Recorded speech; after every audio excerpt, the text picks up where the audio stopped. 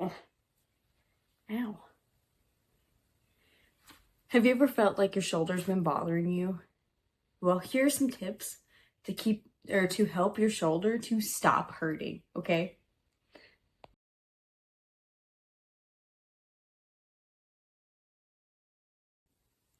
First, let's go over kind of like what the shoulder anatomy is similar to. So the shoulder is a ball and socket joint. Now, if you compare it to the hip, which is another ball and socket joint, the hip has a socket that fully cups the femur. Brain's not working this morning.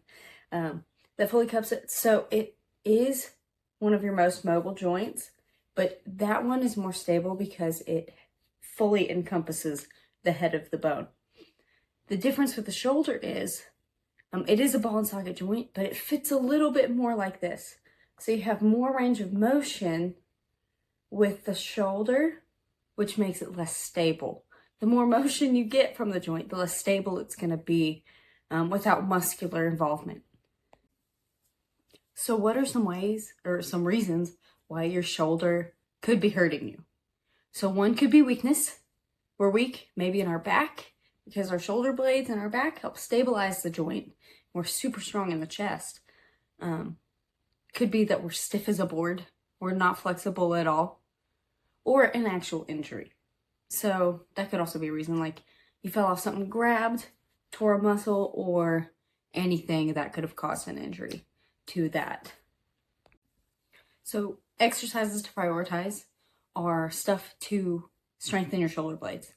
So stuff like I's, T's, and Y's, which I'll show a clip of, is one way to help prioritize that because it's a good warm up to make sure that you're using the muscles appropriately, the way they're supposed to be used, and not just taking over with the stronger muscle. Because people like to cheat. We all like to cheat, especially if it's something difficult or we can't do it. Another muscle will take over. Something like a banded pull apart is also helpful because you got to focus on squeezing the shoulder blades in the back. So you just grab a band like this and you just squeeze back like that. Really focusing on getting those shoulder blades nice and warmed up. And you got to make sure it's shoulder blades, not your traps being worked. And another thing, some guys struggle with this one. You need to be able to pull more than you push. Doesn't have to be a lot, but for actual shoulder health, you need to be able to pull more than you push out. Like with a row or bench. When you're doing your regular shoulder exercises, control is what you need to do. So say you're doing rows like that.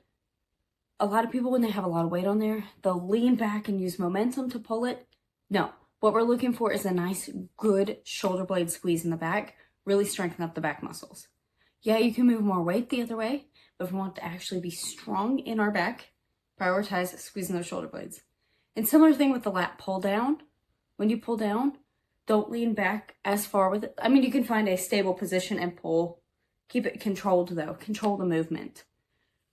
And another thing that would be helpful is the reverse fly, which is a lot like the bend to pull apart, but it's weighted. You can either do it with dumbbells or a machine.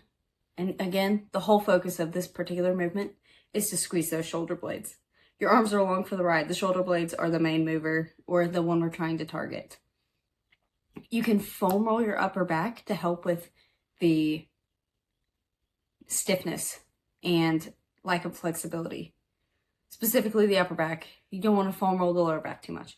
But we want to foam roll the upper back, kind of get the thoracic spine loosened up some, and you'll actually get some range of motion more in the shoulders that way too.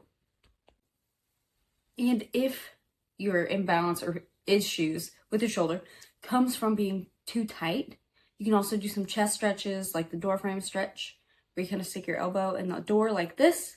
You kind of lean into it, stretch out the front of the chest. Or like the twisted cross, which I have a video of that one for you guys. It's a little more aggressive of a stretch than that, but it still stretches out the chest. And then once we get a little bit better off, we're going to work on some stability exercises. It's like overhead holds, where you just hold the weight over your head and just stand there or walk, focusing on keeping it nice and close to the body, keeping it stable, and hanging. So this can be double-handed hanging or single arm hanging. Single arm hanging will definitely show you if you have an imbalance between your two arms.